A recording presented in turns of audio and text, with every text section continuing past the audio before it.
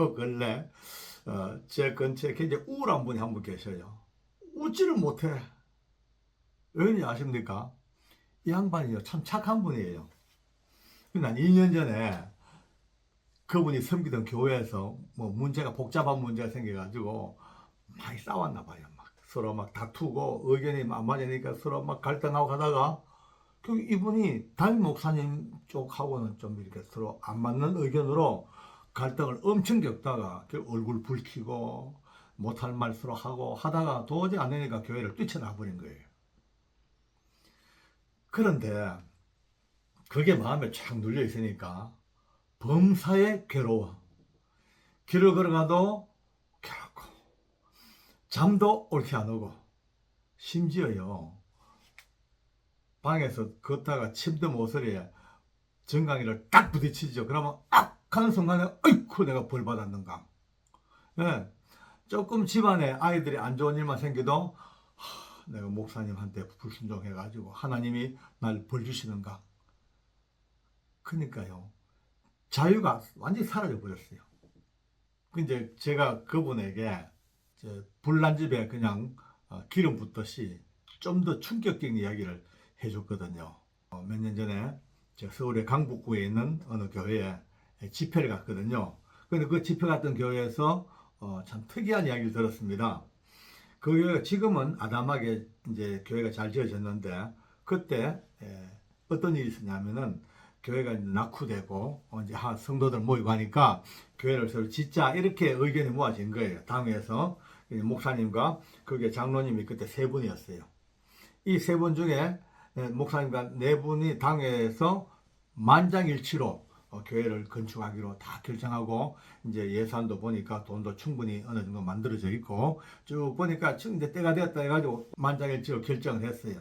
그리고 이제 다음 날짜가 정해졌죠. 공동의회 날짜가 정해졌어요. 목사님께서 강단에서 이제 공동의회를 진행합니다. 근데 그 가운데서 이제 교회 신축 문제가 딱 나오는데 장로 세 사람 중에서 두 사람이 반대입니다. 아직 교회 건축대가 안 됐습니다. 시기적으로 어렵습니다. 라고 막 각가지 이유로 막 두 장로가 막 반대 의견을 막 내는 거예요. 목사님 얼마나 황당하겠어요. 아니 당회에서 가기를 놓고 알고 보니까요. 그 결정 이후에 집에 가서 권사님들 부인들에게 속삭 이제 반대 의견을 많이 들은 거예요. 뭐 지금 건축하면은 연약한 성도들 다 도망간다. 뭐 돈도 없는데 뭐 어떻다 계속이니까 여러분요 이 당회가요 바깥 땅에도 중요하지만 진짜 중요한 게 안 땅이라 그래요. 안 땅에. 안 땅에 뭔지 아시죠? 부인들기 뒤에서 소관소금 세계에서 제일 세고 무서운 변호사가 누군지 압니까? 이불밑 변호사라 그래요. 이불 밑에서 같이 잠자는 아내가 그 변호사가 제일 길을 잘 그냥 좌우한다는 거예요. 근데 이 두 장로님이 부인 군사들에게 쏙싹 해가지고 드디어 생각이 바뀌었어. 반대. 이거 목사님 황당하니까 장로님 이러면 안 됩니다. 아니 다 만장일치로 당에서 결정했는데 그냥 계속 진행을 하겠습니다 하고 진행하니까 이 두 장로가요 눈이 뺑 돌아가지고 그냥 강당 뛰어 올라간 거예요. 그 장로 한 사람이 목사님 마이크를 뺏었어. 또 한 장로가 그 목사님의 멱살을 잡아버린 거예요. 실화예요, 실화. 그 교회는 아수라장이죠. 이건 무슨 뭐 교회가 아니고 난장판이 돼버린 거죠. 완전히 멀쩡가지고 막 그냥 회의고 뭐고 다 끝나버리고 교회는 엉망이 돼버렸습니다. 그런데 바로 그 다음날이 월요일 날이에요. 월요일 날 출근해야죠 다들. 이 장로님도 이제 출근을 해. 멱살 잡은 장로님이.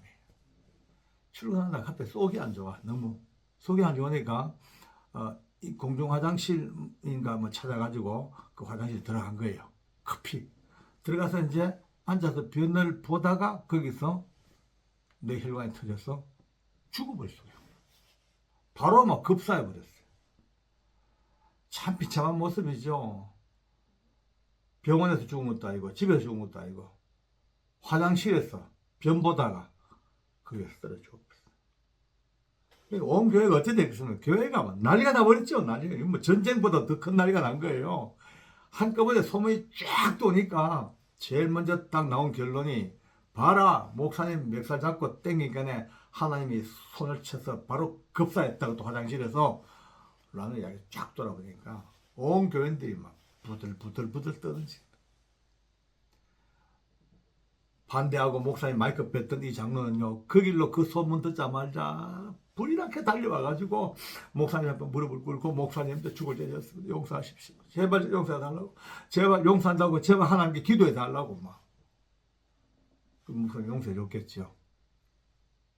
물론 그 장로님은 그 교회에 못 있고 바로 딴 데로 갔습니다. 이제. 자, 그러니 그 교회는요, 이 두려운 하나님의 손길 앞에 누구 하나 찍소리 못하고 절대 순종, 절대 복종으로 똘똘 뭉쳐가지고 막 일사불란하게 교회가 막 지어져 가는 거예요. 담임 목사님도 그 교회 건축하고 얼마 있다가 딴 데로 이제 뭐 청빙받아 가셨다 하더라고요. 왜냐하면은 안 그렇겠습니까? 본인의 잘못이 있건 없건 간에 본인과 연결된 일 때문에 장로가 그렇게 죽고 얼마나 불편하겠어요. 그 얘기를 이제 이 집사님이 해준 거예요. 이 집사님이 더 충격을 먹는 거예요. 이제 나는 이제 죽었다 싶으죠. 제가 이제 그렇게 얘기했습니다. 물론 담임 목사님과 교회에 대하여 그런 폐악을 지키고 정말 무서운 짓을 하고 그건 안 됩니다. 그러나 이제 여기서 자 한번 정리합시다. 목회자에게 순종 맞습니다. 그러나 어떤 면으로는 아닙니다. 아닌 것은 왜 아니냐? 인간적인 목회자에게 순종은 안 됩니다. 없습니다. 그건요. 왜? 사람입니다. 사람은요, 목사님이든 누구든 간에 서로 인격적으로 존중하고 서로 사랑하고 이해하고 용납하고 품에 안고 같이 손잡고 가는 그런 대상이죠. 순종의 대상은 아닙니다. 순종은 누구에게 순종이냐? 하나님께서 그 목사님에게 주어진 영적인 하나님의 권위 앞에 순종입니다. 그 순종과 인간의 순종을 절대 구별해야 됩니다. 이거를 구별 못하면 혼란이 와가지고 일생을 두고도 올바른 신앙생활에 맥을 잡지를 못하더라고요. 하나님께서 세우신 그 종을 통하여 주신 말씀 앞에 순종. 그러니까 하나님의 권위는 말씀입니다. 말씀 앞에 순종이죠. 말씀과 어긋난 일에는 순종이 될 수가 없습니다. 그거는요, 범죄입니다, 범죄. 하나님 말씀, 신앙의 건전한 상식, 믿음의 건전한 인격, 거기 비춰볼 때 순종될 것이 있어. 그건 순종이에요. 그건 진짜 순종해야 돼요. 그러나 개인의 욕심이라든지 인간의 그 열악한 죄성 때문에 튀어나오는 그 욕심 앞에 순종해라. 절대 안 됩니다. 교회는요, 어렵습니다. 성도 수도 얼마 안 되고 헌금도 얼마 안 나오고 정말 그걸로 근근히 교회를 꾸려가는데 담임 목사님이 말이죠. 어느 날 갑자기 최고급 말이죠. 풀옵션으로 해가지고 참 뽑은 거예요. 성도들이 깜짝 놀라죠. 아니 교회 월세 내기도 힘든데 어떻게 그러니까 그 목사님 말씀이요. 목회자는 하나님 말씀을 전하는 사람이기 때문에 결코 건강이 위협받아 안 된다. 어디를 가든 무엇을 하든 교통사고 나더라도 몸이 보호되니까 제일 좋은 차로 그렇게 해야 한다. 말씀을 위해서 해야 한다. 그러니까 순종하세요. 라고 이제 저희들 순종을 명합니다. 왜 합니까? 여러분 여기는요. 이거는 순종이 아니고 그건 자기 욕심이죠. 순종이 아닙니다. 그죠? 자기 욕심을 하나님의 영적 권위로 끌어다가 순종하라. 성도들을요. 완전히 죽이는 겁니다. 어떤 분은요. 역시 교회가 어려워. 힘들어요. 근근히 살아요. 근데요. 자기 자녀들을요. 둘, 셋 다 미국 유학을 다 보냅니다. 헌금해라. 뭐해라. 그리고 늘 순종하라 그래요. 난 의견을 내면요. 불순종을 하고 딱 못 박아보니까 죽을 마음이 있더라도 하는 거예요. 그게. 그 속에 영혼의 자유가 있습니까? 없습니다. 오늘 그 집사님 얘기했습니다. 집사님 이제 마음을 좀 자유하게 하십시오. 물론 뭐 잘못한 게 있다면은 하나님 앞에 철저히 회개하고 이제는 자유함으로 이제 그때 그 모든 상황을 듣고 보니까 하나님의 진리 앞에 불순종이 아니고 인간과 인간의 싸움 속에서 있었던 갈등인데 그것을 하나님 앞에 불순종까지 끌어올려 가지고 그 일생을 두고 어려움 당하고 살면 안 됩니다. 인간의 욕심 앞에 그것을 갖다 하나님의 말씀으로 에둘러서 표현해가지고 순종해라. 그건 다 죽이는 겁니다. 그런 방법이 없습니다. 조용히 해결하십시오. 또 많은 교회들이 얘기합니다. 오늘도 이런 문제들이 많이 겪고 계셔요. 그러니까 이게 이제 이러지도 저러지도 못해. 툴툴 털고 나가자니까 불안하고 그냥 있자니까 은혜도 안 되고 괴롭고 답답하고. 이때 우리는 주님 말씀을 들어야 됩니다. 주님 말씀하시기를 네가 천하를 얻고도 네 영혼이 잘못되면 무슨 소용이 있냐. 가장 중요한 것은 여러분과 제 영혼의 문제입니다. 우리 하나님 앞에 영혼이 바로 살고 바로 은혜를 받고 바로 살아가는 삶을 찾아야 되는데 이런 잘못된 순종, 잘못된 목회자의 관계 여기에 매여가지고 평생을 두고 이러지도 저러지도 못하고 사는 저 응거추춤한 그 모습으로 서 있는 사람들이 얼마나 많습니까? 하나님의 말씀 앞에 순종합시다. 해야 됩니다. 하나님이 세우신 영적 정당한 권위 앞에 순종합시다. 해야지요, 당연히.